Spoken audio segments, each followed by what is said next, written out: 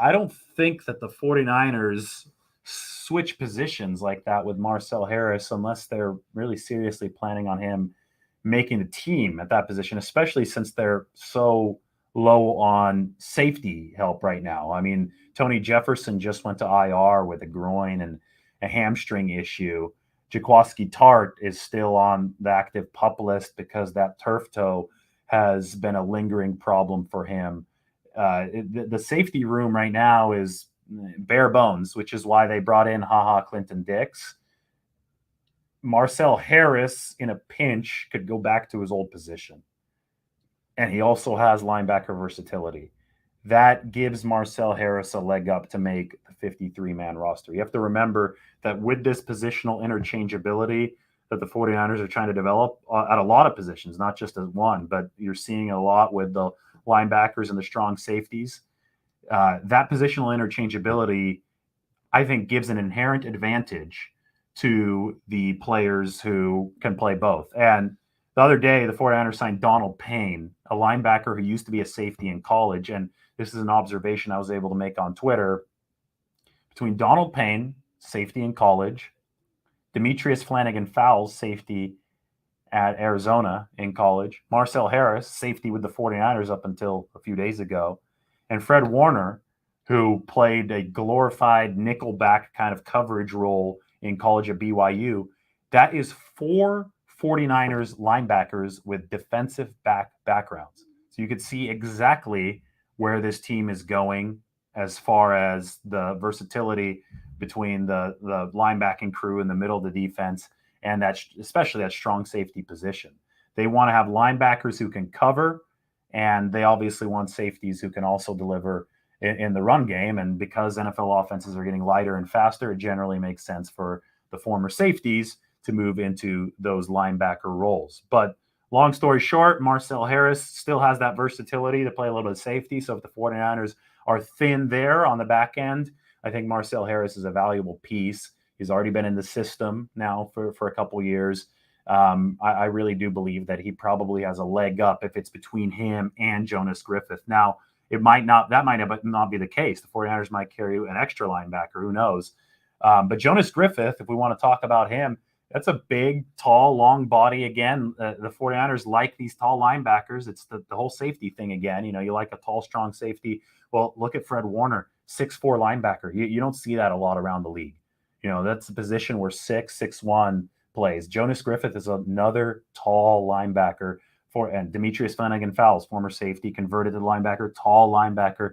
49ers love that length. I'm tall too. I'm 6'5". So love that length. I've got a little bit of a wingspan. It's wider than the camera here. But that can clog up some passing lanes. That can create some problems near the line of scrimmage. We've already seen Fred Warner. Fred Warner. The anticipation is awesome.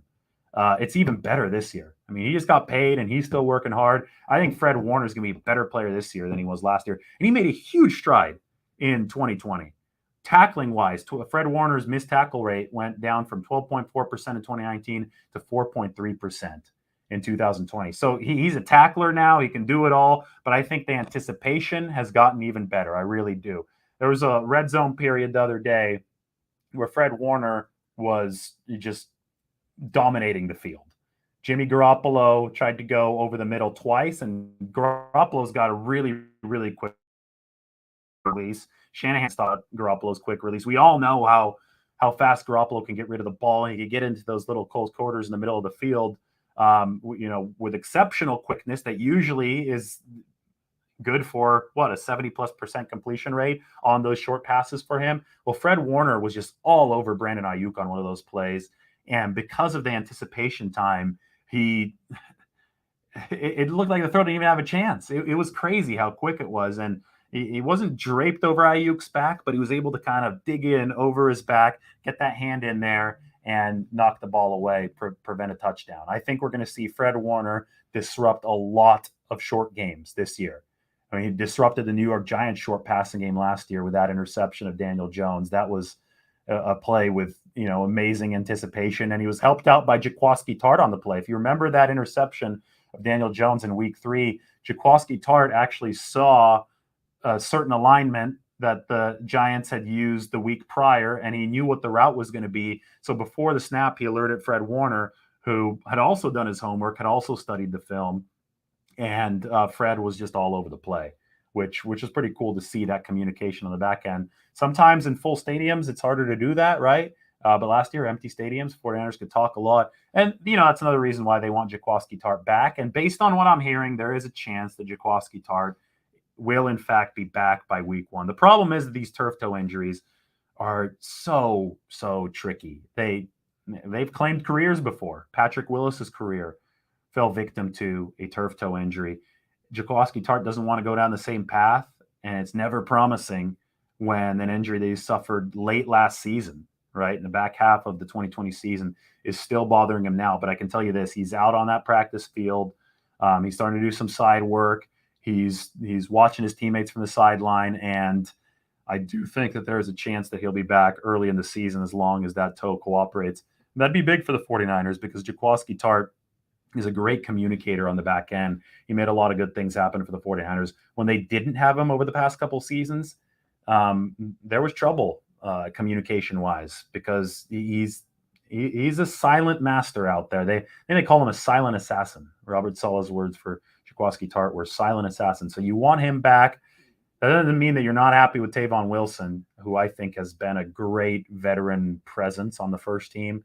49ers should feel good about the fact they have Tavon Wilson, but getting Jaquiski Tartt back would be money in the bank for the 49ers.